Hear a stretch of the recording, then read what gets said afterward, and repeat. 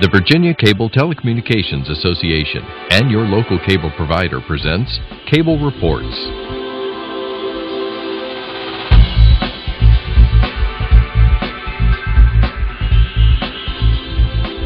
Join us now as Cable Reports brings you up to date on current issues facing the Commonwealth through discussions with your local legislators and other policymakers from across Virginia. Welcome from the General Assembly and the City of Richmond. I'm Woody Evans for Cable Reports and Comcast. And a very warm welcome to our guest delegate, Ed Scott, representing the 30th District. I think it's Culpeper, Madison, and Orange. Woody, it is. All of Madison, all of Orange, and most of Culpeper. It's a great district, and it's good to be back with you this year. Thank you. Well, you're beyond the halfway mark in this 2013 45-day short session. Things are looking pretty good. There's been a lot of activity. There's good news in terms of the statewide unemployment rate of about 5.6%. How is your district doing economically?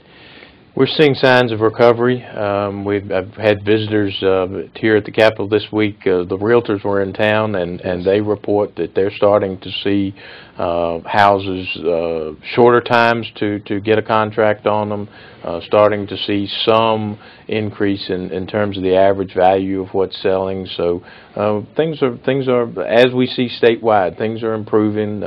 Still, we need to stay focused on job creation, on regulatory flexibility, but we think that Virginia is clearly well positioned to come out of the economic downturn. And I've visited Culpeper a number of times because I live right over in Spotsylvania. There are a lot of neat retail outlets there, and I understand there's going to be more activity beginning in May.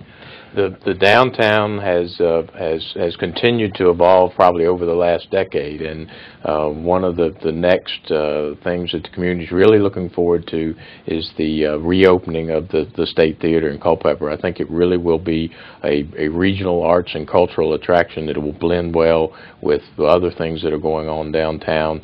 The marquee was renovated and relit in December. The community came out, and I think you're going to continue to see community support for that effort. Great. And I know you have some legislation that will assist in further economic opportunities there in terms of small businesses.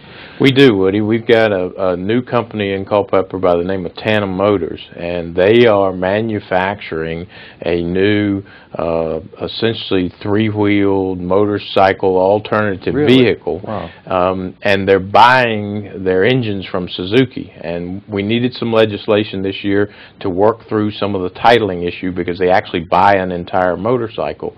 But the DMV has been very helpful in helping us craft legislation so that we can allow them to move forward. They've got some orders now. We're trying to get this moving through so they can be manufacturing as early as this spring. 25 or 30 jobs to start, and 25 or 30 hopefully in the future maybe a couple hundred jobs for Culpeper.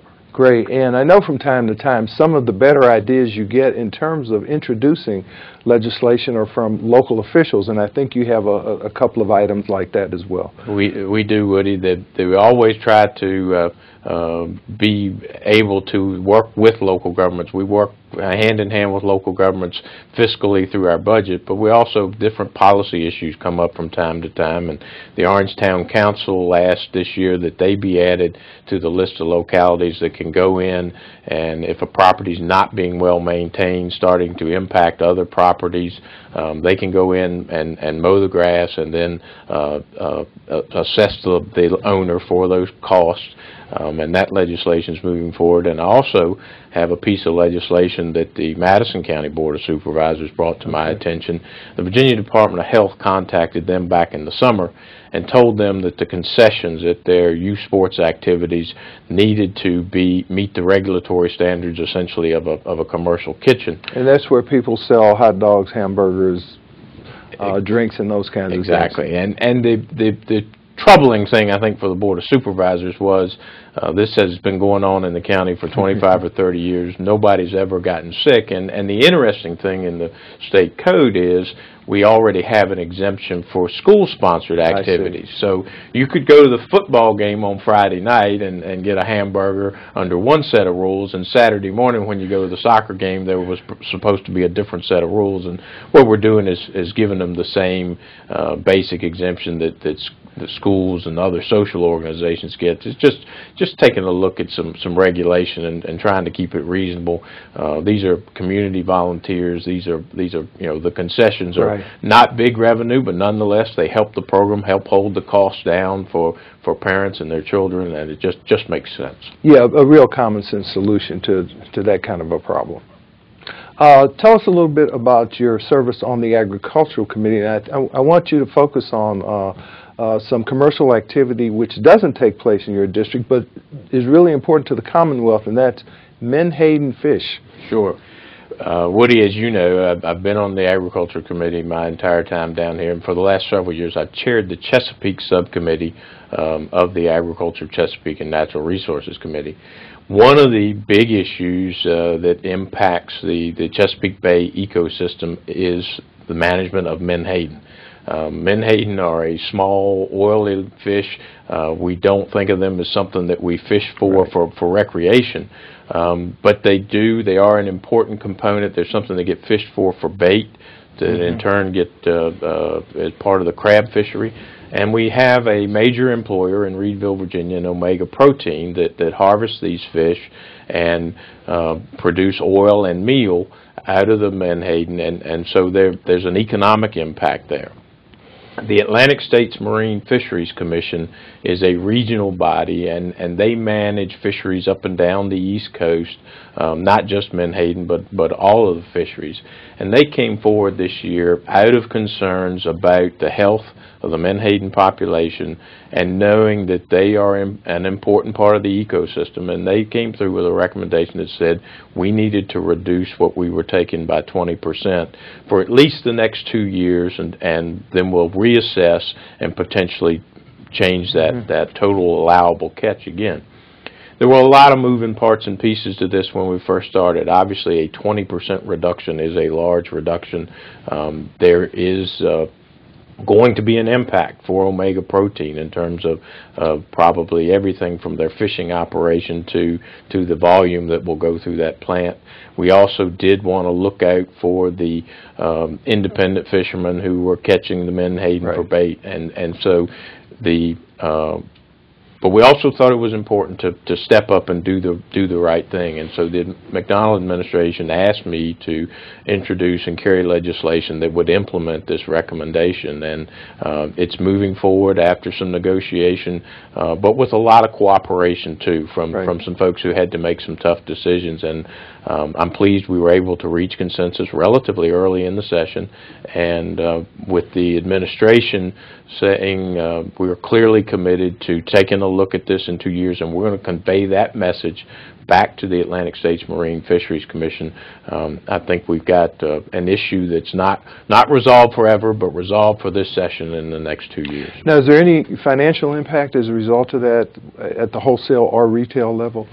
We definitely, because Virginia, of all the states, and Atlantic States Marine Fisheries Commission made allocations state by state. Virginia is fortunate. We still retain far and away the largest portion, and again, that's largely due to the presence of Omega Protein's the only plant of its type on the East Coast. They have other operations in the Gulf. So we retain the largest portion, and we have a relatively large bait industry, and that bait industry under this proposal by and large has got a relatively decent opportunity to be able to cover their costs, and then Omega has stepped up to the plate, and again hoping to be able to see improved fishing in the future. I guess the other interesting component of this is this industry is actually regulated by the members of the General Assembly as opposed to a state agency. That has been our tradition. We have tried to balance the competing interest of commercial fishing, environmental interest, recreational fishing interest, and the legislation this year. We felt it was important to adopt the Atlantic States Marine Fisheries Commission's recommendation, but to adopt them in code so it's transparent. People can see what we're going to be doing for the next 2 years, and at the end of the day, the legislation was agreed to not just by the commercial fishing interest, but also by environmental interest as well. Makes your job a whole lot easier when you can get the parties to come to an agreement. Sometimes it's not easy getting there, but right. It's encouraging when you do get there. Right, and I know another issue you've been intimately involved in, and by the way, congratulations to the House of Delegates for getting past a transportation funding proposal so far. That is something that has been an interest of mine. I've been on the Transportation Committee the entire time I've been down here, and more recently serving on the Transportation Subcommittee of House Appropriations. And Governor McDonnell gets a lot of credit for saying early this session, now's time to address the shortfalls that we have in terms of transportation funding. And we do. It's clearly documented that if we keep on the current course that we're on, our funds for highway construction are going to be totally consumed by the maintenance needs. And the law requires you to maintain those highways before you engage in new construction. Exactly. So we know we're headed to a place where all of our dollars that are available for our highways would be sent to maintenance, and we would have little or no funding for construction. So the governor put a proposal out. He's been forthright. He's been very candid to say, look, there are a number of elements to this. There's probably something you like. There's probably something you don't like. And that's exactly right. And depending upon your perspective and where you sit in the House or in the Senate, there are things that folks in rural areas like and the urban areas don't like, and vice versa. But the House, on a bipartisan vote the other day, recognizing that the process down here is such that the bill we voted on the other day probably won't be the same bill that would appear at the end of the session if one appears. And so folks realized there was a need to keep this conversation going. And I think clearly, having seen these transportation battles in the past and seeing the frustration of trying to reach consensus on this issue, I think if we don't do something this year, we could be 5 or 6 years down the road before we do something. And at that point, we're in very serious straits in terms of being able to advance any highway construction in Virginia. Yeah, take us through, from a historical perspective, what has happened beginning in 2011, I believe. The General Assembly was able to accelerate some bonds, borrow about $4 billion at a very low cost because of the AAA bond rating, and engage in new construction, especially through some public-private partnerships around the Commonwealth. If I look back over the last 8 or 10 years, there are 3 times we did something for transportation. They were all positive. They all helped, but they all essentially were one-time infusions of money. In 2005, we were running a surplus, and we were able to take in that year's budget and do a one-time allocation of a pretty significant amount of money. If I recall right, it was about $850 million that we put into transportation on a one-time basis. In 2007, Speaker Howell carried a bill that also gave us some further progress in terms of transportation funding. And then, as you mentioned, in 2011, we did the bonding. Was a very appropriate thing to do, particularly considering the interest rates at the time, considering we had a well-thought-out list of projects that we could advance doing this. But again, it was a one-time something. And what we're trying to do this year that's different is we're trying to, through some changes in how transportation gets funded, do something that will sustain us over the long term. The biggest original element of the governor's proposal, and again, I don't know what will be in the final proposal, but the governor proposed that we eliminate the gas tax and raise the sales tax. And he did it at a level that essentially starts off being revenue neutral. But over time, we know our gas tax dollars at any given tax rate will decline. We're going to have more alternative fuel vehicles on the road. The federal government said we're going to raise our fuel mileage standards significantly. So 55 we're gonna, miles to the gallon, I think I've heard. If we make it that far, if the technology gets us to that place, you're going to have significantly less gasoline being consumed, and the gas tax starts to look like not the best funding source. And a sales tax is a much broader source of revenue, and it's something that historically, as long as our economic activity is improving and moving forward, it does tend to grow over time. There's some folks who want to look at some elements of this. We certainly we owe it to our constituents to compare the relative impacts of this. But we're seeing some economic analysis coming back saying that in many areas the gas tax can in fact be more regressive than the sales tax. And we're seeing economic analysis that say we should be able to retain most, if not all, of that reduction in terms of reduced cost for consumers. So it's a conversation that needs to continue, and I'm cautiously optimistic that we may have a bill to vote on at the end of the session. Well, and as a small businessman, you understand the critical nature of having a good transportation infrastructure to maintain businesses we have here already and to attract new ones. Matter of fact, even though the Commonwealth still enjoys a very high rating amongst the business community nationwide as being a business-friendly state, we are no longer number one. And that change in ranking was largely based on traffic congestion, and I do the business that I'm a part of when I'm not here in Richmond works in Central Virginia as well as in Northern Virginia, and we can see the productivity difference when we're operating in some of the Northern Virginia counties in terms of traffic and our ability to get to different sites. How many different sites can you see in one day's time? And I take it there's been a little pushback, at least from people who are farmers, for example, in rural areas about the maintenance of that diesel fuel tax of 17.5 cents on their particular use, if you will.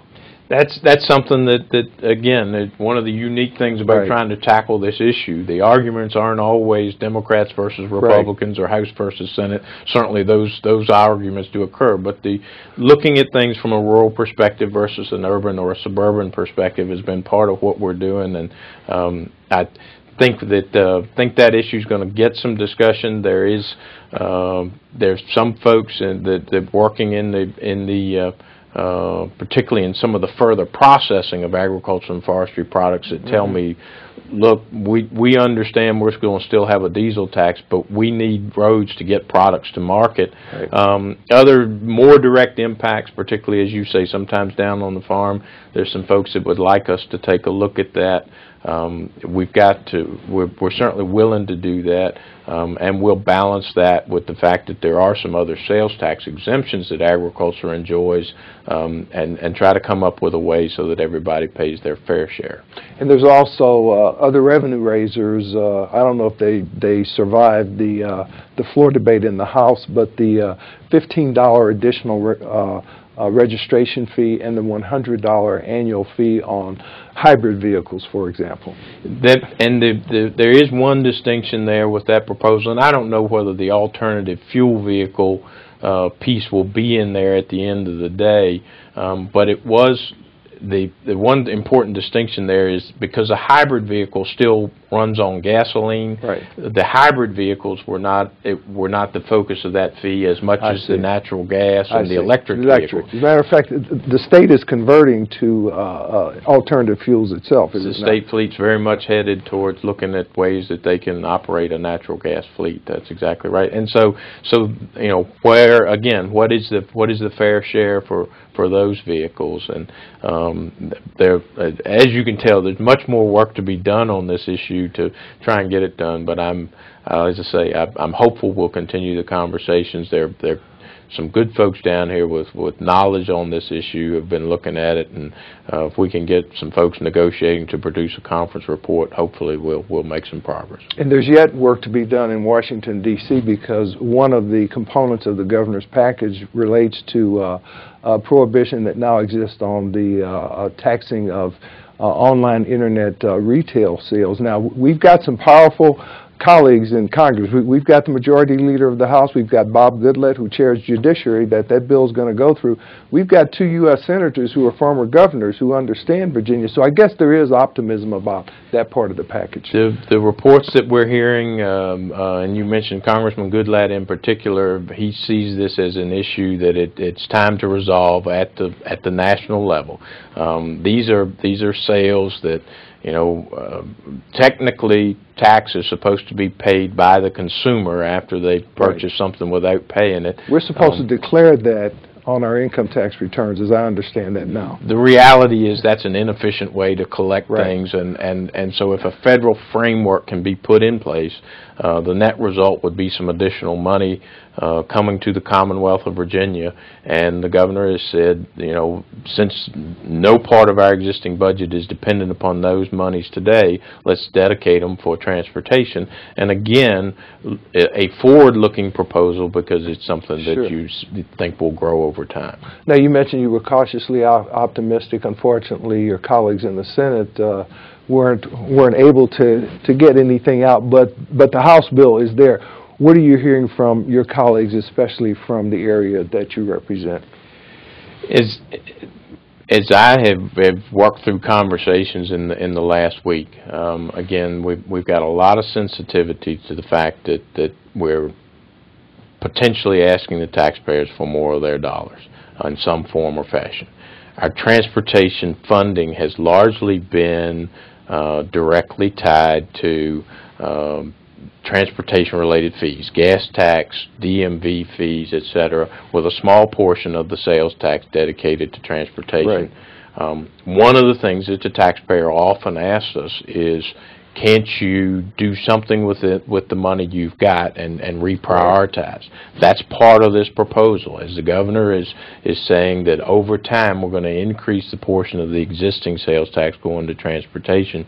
He's doing it over time, which I think is responsible. The total level rises to a level of funding that's essentially equivalent to the level of surplus that we've run the last 3 years. So I think it's a responsible proposal. Still allows us to do what we need to do for education, for health care, for public safety. But I think when you say, you know, what's the conversation with your colleagues, we may have some different ideas about where we get there, but I don't think there's any question that folks see transportation as a core function of state government. So what are some of the transportation needs in the district that you represent? One of the big issues that we've been looking at now for a couple of years, and one of the things that this proposal would allow to move forward, there's a proposed interchange in Culpeper County at the intersection of Route 29 and Route 666, which is right where Eastern View High School is located. That would do a lot to improve the safety and through traffic going through that intersection. So that's one of the things, just a local example, in addition to any number of statewide examples that we could see those types of projects get to move forward. And again, short of changing something in the current funding stream, it could be years before that project gets done otherwise. Eastern View High School, a good way to get into education issues, which is another package that's been favorably treated so far during this 2013 session. And the governor has a number of proposals dealing with teacher pay raises, with reforming teacher contracts and other things. Talk to us about how that's been going. I think if you said what were two things the governor wanted to see happen this year, one was transportation, the other one was education, and maybe not even necessarily in that order. Right. And I give the McDonnell administration a lot of credit. They recognize that we have good schools in Virginia. By any national ranking, we usually turn up well. There was a recent ranking said we had the 4th best schools in the country. But if you start looking internationally, the United States as a whole, is probably not in a place where we'd like to be, and so we can do better. There are examples all around the world of where we can do better. And one of the things that the governor is particularly focused on this session is in those rare examples in Virginia where we have schools that simply are not doing the job that they should be doing to educate students, and the existing governance is not working. The same process has gone on year after year. We need a new mechanism to step in and to improve those schools. The governor put together a group that I was fortunate enough to be part of, bipartisan group, legislators, business leaders, Board of Education members, and we went down to Louisiana last October, and we saw some of the things that Governor Jindal has done down there.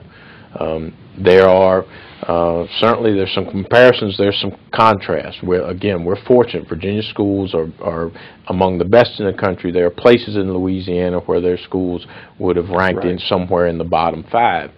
But one of the things they've done is they have put in place a new mechanism to control the charter schools and the alternative schools that are being created to address these issues through what they call a recovery school district. The governor has introduced legislation this year, and we've got some budget actions as well that will create what we call opportunity education institutions. It will allow, in a case where there's clear, documented evidence that schools are not doing the job that they should do, so that you could have a new governing body to look after those particular schools, to turn them around, and then hopefully at some point in the future hand them back to the local school board. So there are details in that to be worked out. We want to be sure we do it well.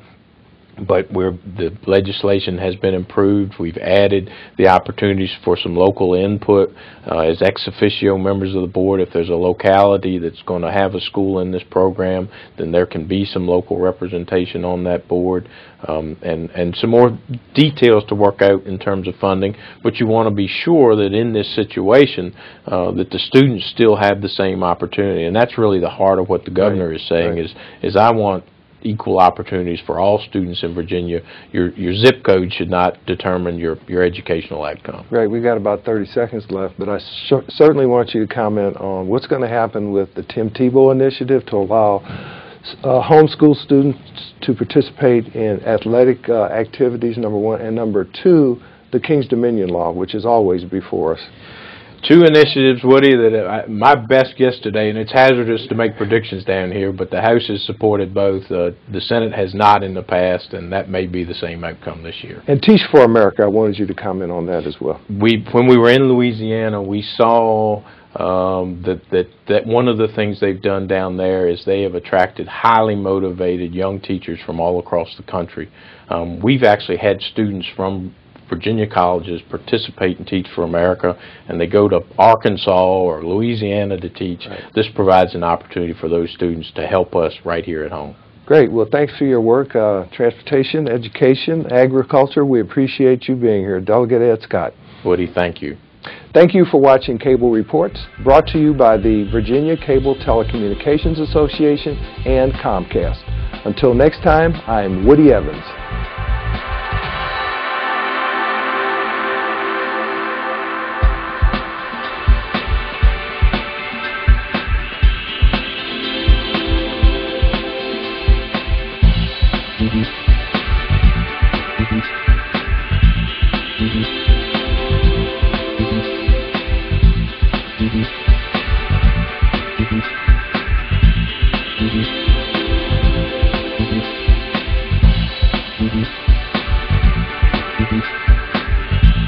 Mm-hmm.